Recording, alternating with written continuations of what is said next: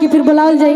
देवानंद देव जी बैठल बानी, चूँकि पब्लिक के आदेश कुछ और ही है, लेकिन हम लोग मनोज गाजपुरी जो कहते हैं उसी अनुसार हम लोग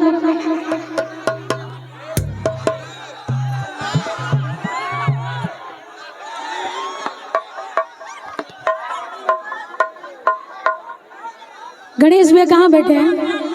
गणेश भैया कहाँ बैठे? आवाज नहीं आ रही है। वो हमर दिल ए जान हो इतना एक गीत के बाद जैसा आदेश होगा समझ जाएंगे आप लोग के बीच कि जब से देखो